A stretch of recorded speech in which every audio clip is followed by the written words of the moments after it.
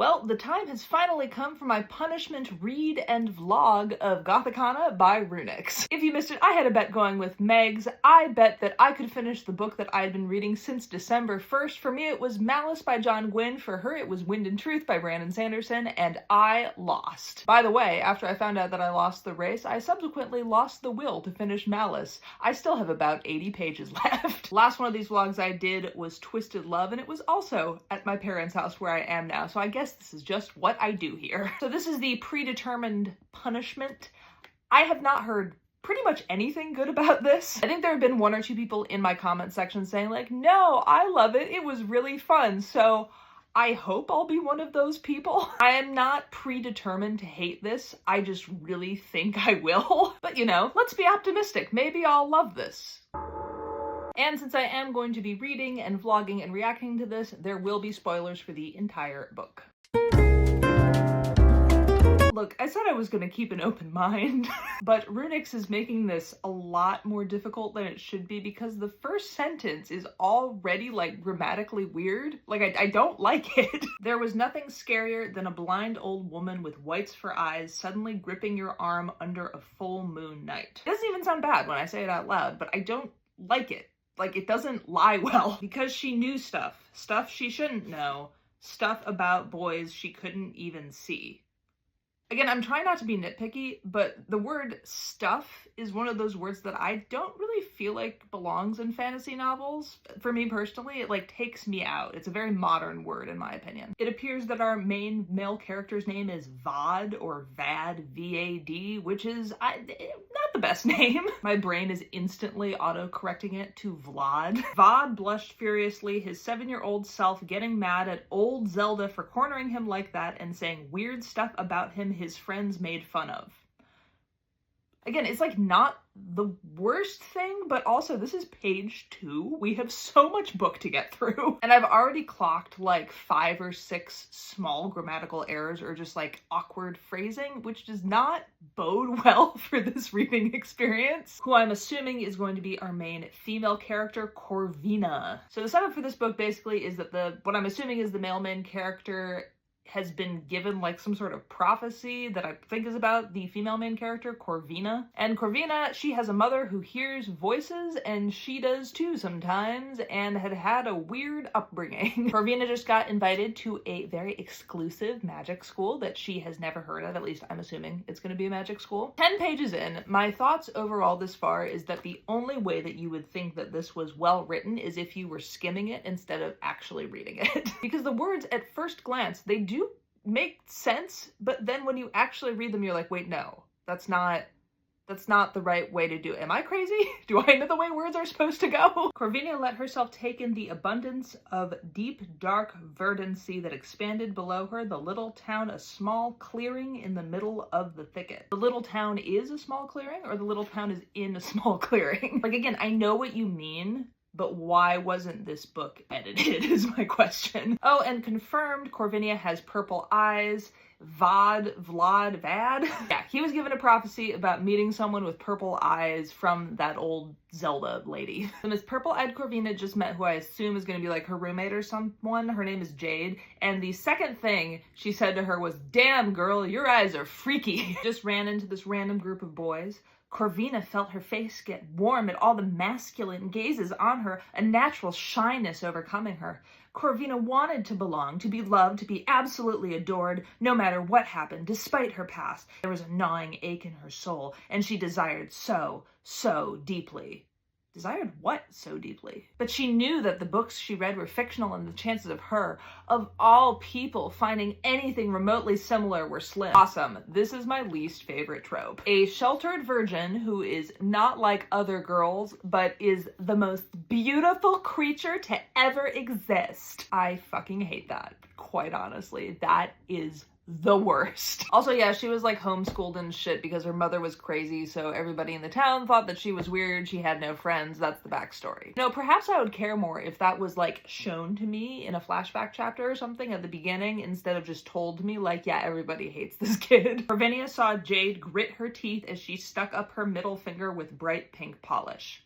She didn't use the polish to stick up her middle finger, using a bottle to just like hoisted up. Again, it's not that big of a deal, but I am 17 pages in. 17, and there have been this many grammatical errors and like word choice errors so far, and I haven't even shown you guys all of them yet. This is a really poorly edited book. Also, I checked on her website. This book was written in 2 weeks, which explains a lot. Jade is talking about her previous roommate who unalived herself by walking off the roof. The only rule she broke was hooking up with a professor. That's not allowed? Corvinia asked, curious. Bitch, in what world? Mr. Deverell, well, he's different. He's technically still a student, or at least he was back then since he'd been working on his doctorate. He's hot, but so freaking cold. Nobody knows shit about him, where he comes from, anything. Silver-eyed devil, that's what we called him. And he's got this premature gray streak of hair that just works so good for him, you know? I think that we can see where this is going. I'm assuming a student-teacher virginal, not like other girls type of story. I don't like this. This isn't my kind of book. I'm not having a good time. Okay, so they're talking about how Jade's former roommate committed suicide, and this random paragraph was just thrown in for no reason. Didn't they investigate? She asked her new friend, pulling out a drawer for her underwear. Not that she liked wearing it. Bras and Corvinia were not friends. Having grown up the way she had, all alone with just her mother for company, bras had seemed necessary only once in a while. Panties she wore every day, except when she just didn't want to. Ma'am, you are talking about suicide? Maybe the underwear paragraph can go in a different spot in this book. Like, I know this was self-published first, but then it was trad published. Did they do nothing? I've already included so many badly written sentences in this video so far, whether I put them in the final product or not, but it keeps getting worse. Despite being completely and utterly exhausted after coming from dinner, Corvinia couldn't fall asleep, and she really, really wanted to. Coming from dinner? I don't think you said what you wanted to say. See, this is why editors are so important, because now I'm thinking that Corvinia had an orgasm from dinner, but she can't fall asleep now. And I don't think that's what she meant. But that's what's in the book. Well, Corvinia couldn't go to sleep because who I assume is Vlad, I can't. It's Vod, right? He was playing the piano at 2 in the morning, which is objectively rude behavior. But then he got pissed, like he wasn't the one playing piano at 2 in the morning. He existed somewhere between the black and white when he played, and in that moment she wanted to exist in that subspace with him, see what he saw, hear what he heard, feel what he felt. Something inside her clenched, unfurled, clenched again as she watched him, the desire to touch him and see if he was real, making her palms itch. Brunix really thinks that she's doing something with this prose, and I hate to be a hater. Actually, that's not true. It's really not doing it for me. At least with Twisted Love, I don't think Anna Huang really thought she was putting out like a piece of art. I think she knew pretty much what she was doing with that book. And the sense that I get while reading this is that the author thinks that this is like really excellent, and I just really firmly disagree with that. So Mr. Vlad is her English teacher. The author is very careful to point out that he is not, in fact, a professor, but he is a doctoral student. I'm a doctoral student. If I had sex with one of my undergrads, that is, in fact, a violation of university policy. Huge power imbalance, obviously. I don't need to explain that to you. I know that I'm less willing to suspend my disbelief because I am, like, getting my doctorate right now, but that's gross. I don't like it. Corvine realized this was possibly the first time in her life she was feeling lust induced by an actual man and not a fictional character. This is what it felt like. Writhing, hot, velvety. This was lust, and she wanted to roll in it. Whee! They're going around in class and saying their names. Very normal activity for the first class. And the entire time they were giving their names, the silver-eyed devil nodded at them while keeping his eyes on hers, as though he could flay her open and delve into the deepest recesses of her mind. He wanted her name. And for some reason, her stomach felt heavy at the thought of directly addressing him, at the thought of giving him her name. Oh my God, Daddy Professor wants my name. Girl, you're in school. I would say don't get your panties in a bunch, but apparently she doesn't like wearing those, so. As I said earlier, Corvina hears voices in her head and does whatever they tell her to do, which is not great. This voice that she named Mo just told her to follow a bird into the spooky woods, and she's like, yeah, that sounds legit. I think I'll do that. Girl, maybe not. Of course, she meets Vod out there. Are you scared? Mr. Deverell asked, not moving from his spot at all. Should I be? She asked, raising her eyebrows slightly, even as a part of her wanted to break the eye contact and blush furiously at the singular masculine attention from a very masculine male. Yes, Corvinia, a boy is talking to you and it's very spooky. Oh good, it's another book where he is so very tall and she is so very small. As a 5'9" girly myself, I'm sick of this. Not everyone needs to be so petite. Just once, I would like to read a romance novel where it's like, yeah, she was tall, and that was great. You're very unusual, Miss Clem. Almost enough to interest me. He turned his eyes back to her. And let's just say, that's not a good thing. Really great and professional way to talk to your student when you meet her alone in the woods. I love that. His eyes were what she imagined on her when she touched herself in the shower. Just his eyes, watching her as he did. She'd never felt it for a man who hadn't existed between the pages of a book. Raw, animalistic attraction. That's what it was. Imagine being one of the other 20 students in this class and watching a fellow student and the professor just eye-fucking each other for the entire class period. Excuse me, this is a Title IX violation. Can you stop, please? Oh, and by the way, other characters have commented on it. Apparently they're not being subtle. Very uncomfortable. She wondered how those fingers would feel, sifting through her hair, stroking the side of her face, sliding over the skin of her neck down to her breasts, playing her like the piano she'd seen him work on that first night. Her nipples pebbled? What? Her nipples did what now? They did what? That's not a look you give your teacher, little crow.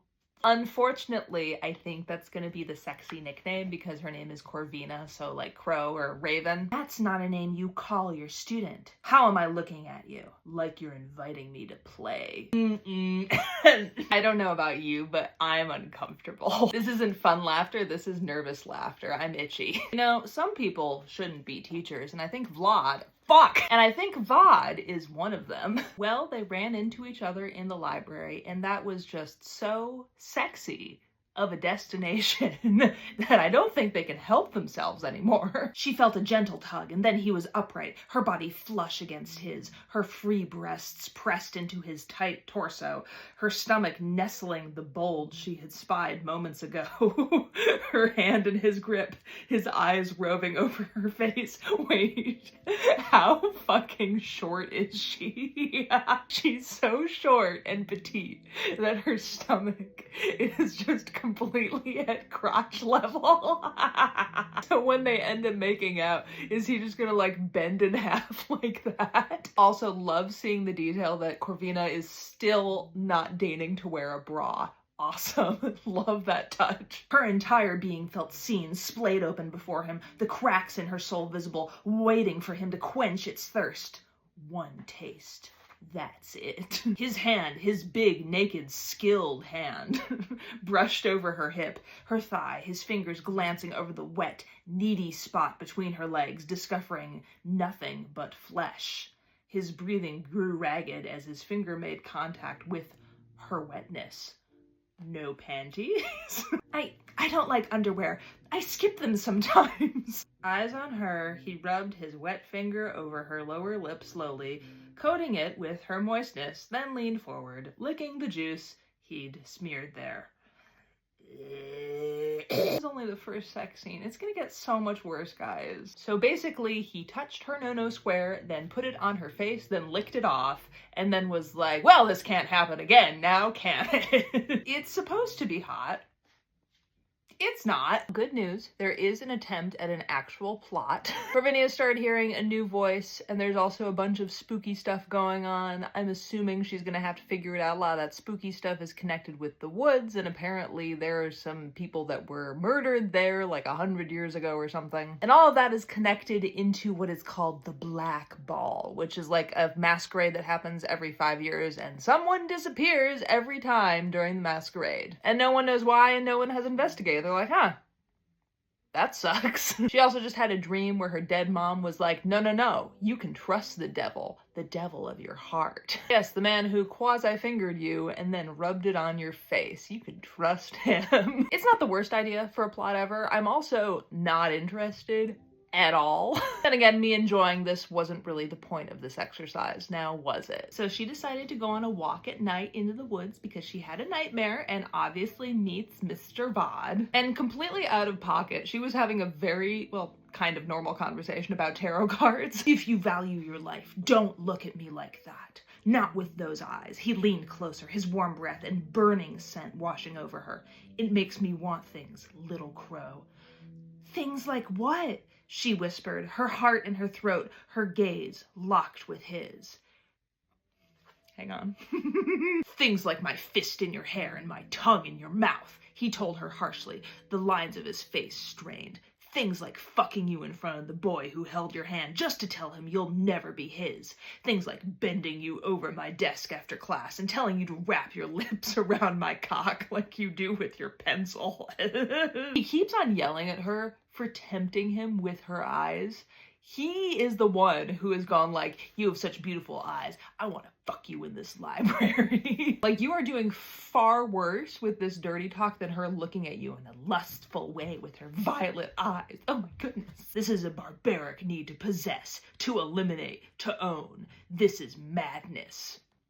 To eliminate? Does he want to murder her? But I don't think that's very nice. That's not a good thing. They kissed and kissed and kissed, spinning in a kaleidoscope of sensation. It wasn't the first kiss she'd expected to have, but now she couldn't imagine another, his entirety branded upon her in that moment. I don't think that that is correct. Oh, that was her first kiss? Oh no. See, that just adds to the predatory nature of this teacher. Like, it's really not attractive.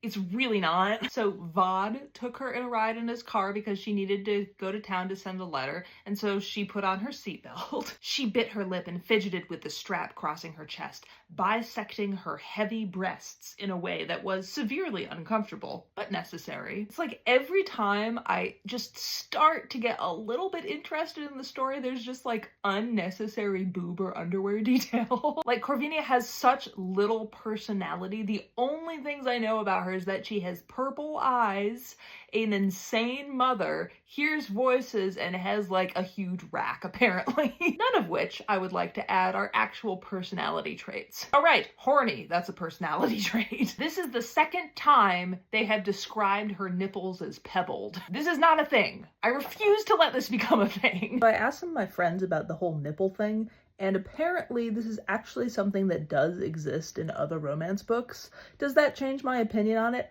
No. I still think it's a fucking stupid way to talk about nipples, and I hate it. Just because it's more common than I previously realized doesn't mean it isn't awful. Don't talk about nipples in that way. I'll die on this hill. Then he takes her hair braid and puts it against her nipples like, again, it's supposed to be hot, but it's not. This is a comedy. So just one taste then? She asked, repeating his words from the library. He flicked her nipple with the tail of her braid in response. One taste. A deeper taste. Oop, I think they are about to have sex in the car. Not a great experience for her first time. Honestly, do better. You're not that much older.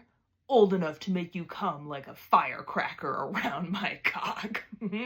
He breathed and blew over her nipple, over and over and over, keeping her in place with his hand around her braid, controlling her body without even touching her flesh, and the heady sensation of being so utterly, completely at his mercy shot through her nerves, coiling the serpent of desire tighter and tighter and tighter in her belly until she felt strummed, hanging on the precipice of a cliff she couldn't see. My God, what the hell is that sentence? That was one sentence! Until she felt strummed? Also, I'm just imagining him with like the tip of her braid going tick, tick, tick, tick, tick, tick. Oh no, it gets worse. Oh God. I'm going to fuck you so raw, you'll never get me out. This time is mine. This pussy is mine. For now, Corvina reminded him in a whimper. His response was to pull his fingers out and slap her pussy, stinging it enough to make wetness gush out as though punishing her for saying that. That's not how it works! You feel your pussy softening for me? Oh, I sure don't. Magic eyes, magic pussy. I fucking can't. Oh my God.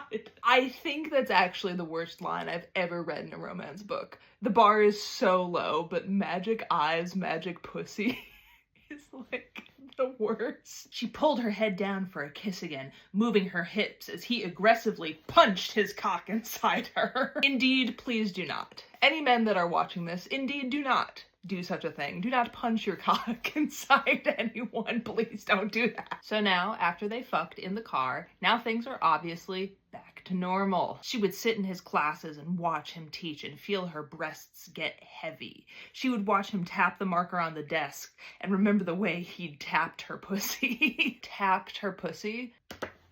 So, unfortunately, one of the better side characters, Troy, has now also apparently like been possessed by a ghost or something and committed suicide by like walking off one of the towers. I am slightly more interested in this plot than I was earlier, but it's still just like not well written. This is absolutely one of those books where if you just poke a little bit at the world building or the magic, it's just absolutely gonna crumble. There is no logic or reason behind any of it, so I think it's just best not to question it, quite frankly. She didn't know how smart it was being alone with him, but then she never claimed to be smart.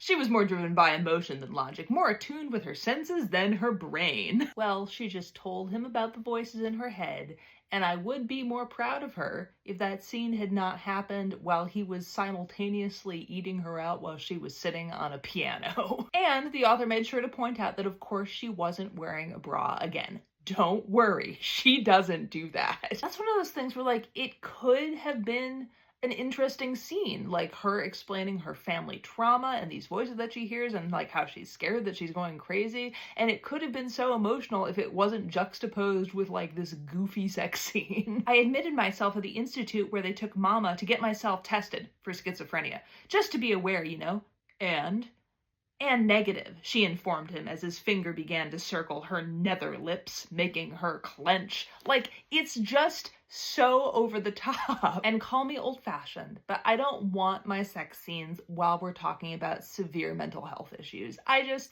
you know, I'm a simple bitch, what can I say? So apparently Vod owns the school and the mountain and everything. I'm so glad that this has also turned into a billionaire romance. Thank God, I was worried. She called him a stranger, and oh, is he pissed about that. Would a stranger know the exact taste of your cum on his tongue? Would a stranger know exactly how deep his cock can go into that tight pussy? She felt it. She felt it from her toes that were curled, clinging to the ground, to her thighs, burning with the weight, to her pussy being rammed repeatedly, to her nipples scraping against the bark of the tree, to her neck throbbing from the bite of his teeth, to her eyes burning with the overlight of stimuli all over her body.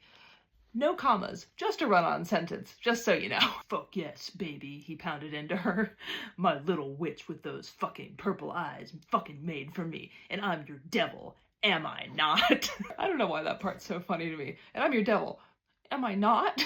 I'm fucking you aggressively in the woods, but am I not your devil? So he owns everything, including her pussy. That does remove like the student-teacher element from this because he literally owns the school and he's on the board, so he cannot be fired. So any sort of sexy illicit like, oh, no one can find out, or I could get kicked out and he could lose his job, doesn't fucking matter. He owns the school. So that sense of urgency has been completely removed, which honestly does make the story worse. Even though I didn't like that dynamic, there was that like sense of danger, and now that's gone. Corvina crossed her arms over her breasts, somehow hiding her hardened nipples behind her arms while taking notes. Girl, just wear a fucking bra. If you're gonna be that horny all the time, and if you can't control your tatas, just wear a bra. It's so easy. Never in my life have I wanted to read about a character's nipples less than I do right now. Well, apparently he actually saw her when she was at the Institute for People with Schizophrenia, so he already knew that she was hearing voices, and he loved her anyways, and that means that he is going to haunt her for eternity because she is completely possessed by him. It's love. He really just has like the bare minimum of understanding of mental health issues, and she is like, yup, that's the one. He is perfect. He fucked her in the classroom that evening, sending her to the main hall for dinner, sore and full of his seed, just as he liked it. No, please. No. Full of his seed is a gross phrase that no one needs to write and no one should write. It's unnecessary and I don't like it. Again, did she have an editor and were they paid? I don't believe it. I am so sorry to tell you that her nipples have pebbled for the third time. Okay, I have about 100 pages left. The sex scenes have been extremely entertaining because they are so goofy. The rest of this book is boring as shit. There's this group of people called the Slayers who murdered a bunch of other people 90 years ago, but then other people killed the Slayers and they've like stuck around to haunt the castle. It's a whole thing, and I truly could not give less of a shit. Like, Corvina keeps on having these hallucinations that are from these ghosts, which does give it like a little bit of urgency, but it's just not spooky. I'm just so uninterested in everything that's happening, which I know is not as entertaining as like my Twisted Love vlog, which like was just wild to read because it was so poorly paced and like crazy shit kept happening. There's very little crazy shit that has happened in this. It's just really badly written with weird sex, and the plot is just not very good. So I don't know how entertaining this is going to be, quite honestly, because there hasn't even been much to vlog because I'm so bored. But don't worry, I will keep on reading the weird sex lines to you when I find them. I promise. We're in the middle of a sex montage. It's finals week and she's either studying or fucking. After the last class of the day, she would tell her friends she was going to the library, but either stay back in class to have him bend her over his desk or push her against the window so she could see nothing but the cliff as he drilled into her from behind. Or she actually would go to the library to study. They were about to have really good sex, and then she heard the ghost again, and that was really upsetting, and she didn't even notice that her boobies were out the whole time while she was having a panic attack. Again, like, I get that this is a romantasy novel. There are going to be boobs. I understand this. But there are boobs in weird places. Why do I always have to know what Corvina's nipples are doing at any given moment? I don't desire this information. Things that are a runic signature. Nipples pebbling, obviously this has now happened 4 times in this book, and somehow even more unfortunately, pussy slapping. That has now happened again. Like, it's written in the way where it feels like the author thinks that that's the same as spanking. It's not. For the one person that needs to hear this, a pussy slap is not the same as an ass slap, okay? It's very different. Also, by the way, this black ball that everyone's been terrified of because there's ghosts and shit, it's just an orgy now. Just everybody's having sex in public, boobies are out, and he's just casually fingering her in public in front of all her friends. I guess shit is getting interesting with like 30 pages left to go. So her roommate Jade went missing at the Black Ball, which I still think is a really fucking stupid name, but anyways. Vod also disappeared when he was looking for her, and they got a call. There was like a body that was found in the shack, which I didn't tell you guys about because I was bored. But anyways, they finally identified the body. This girl has been dead for like up to 5 years, at least a few months, and they identified her as the roommate that just went missing this very night. So this is a little bit interesting, I gotta say. Is it poorly set up and does it make no fucking sense even a little bit? Yes. However, it is a little bit interesting. I haven't told you guys anything in like 100 pages because I've just been so bored. I've just been having a bunch of sex and it hasn't even been exciting anymore. I don't know. Just really poorly written smut. Anyways, maybe the end of this book will just be a little bit interesting. That would be great. Oops, and I'm bored again. Jade, her roommate, just like knocked her out. She's been behind all of these murders, and her grandmother was a slayer, and they thought she was a witch, and there's a drug, and I don't even fucking care enough to explain it well to you. It's dumb. I don't like it. Oh, and of course she is related to Vod. She's also, like, in line for this stupid castle or whatever, so, that gives her motive, I guess. I'm so glad that all the plot is happening at this point in the book. There is so little book left. This whole thing has been so boring, I don't even fucking care anymore. And Jade killed her previous roommate because her previous roommate slept with Vod, and now she's gonna kill Corvina, because she slept with Vod, even though if Jade herself slept with Vod, it would definitely be incest. This makes absolutely no sense. It just doesn't make sense. There wasn't even a hint of this earlier in the book, beyond the fact that she was the only other really developed character, so, like, I guess in that way it was obvious. I don't mean there wasn't hints in a way where it's like, oh, now it's all falling into place, this is so good. I mean, there was no hints in that this is a plot point that was just thrown in last minute without any foreshadowing or any lead up or anything like that, and it's just so badly written. I want to go to bed, guys. I don't like this book. So Jade tried to make her walk off the roof, and then Vod found them before she walked off the roof and threw Jade off the roof instead, in front of a bunch of people. So now everyone is traumatized. She's dead, and there are a bunch of voices in Corvina's head that she can't get rid of. I think she's actually insane now. Unfortunately, I'm almost at the end of the book, and I don't think anything is actually going to be wrapped up. We'll see. I think there's a sequel. I'm not fucking reading the sequel before you ask. It's not happening. Like, at least Twisted Love was bad in a fun way. This is just bad. It's bad, and I'm not having fun. Even Icebreaker, I had a little bit of fun because it was so hilarious, but I'm just so bored, guys. It's so bad, and it's so badly written. Why did I do this? Oh, because you didn't finish Malice in a timely manner. Me. Okay, I finished it. Congratulations to me. I suffered. At the end of this book, there were very few questions that were answered, even though it was tied up in a satisfying way. Spoiler alert, but they do get married. Which is great since it's obviously a really healthy relationship. In terms of the plot that admittedly I didn't give a shit about, but there were very few questions that were actually answered, so I'm assuming that there is a sequel. And as I said before, will I be reading that? Fuck no! Even besides all the pussy slapping and the nipple pebbling, I just really need to emphasize with you guys that I truly believe that this is like one of the most poorly written books that I have ever read. It's not fun to read. As many other people have said, there are just so many typos and grammar issues, and I don't know why this was not given to a legitimate editor. Do I think it would have made this book good for me? No. Of course not, but I do think it would have stopped it from being, like, embarrassing, and this is kind of embarrassing, quite honestly. The magic was not explained in any way. The plot, again, was just so mind-numbingly boring, and it was not paced well at all. And then you factor in all of the badly written sex stuff, and that really is what brings it to a solid 1 star for me. I didn't like it. I don't recommend it. This was a punishment as it was intended to be. Anyways, I hope that you did in fact enjoy this vlog more than I enjoyed reading this book. Hopefully I'll read something better in the future. 1 star, I hated it. Have a good night.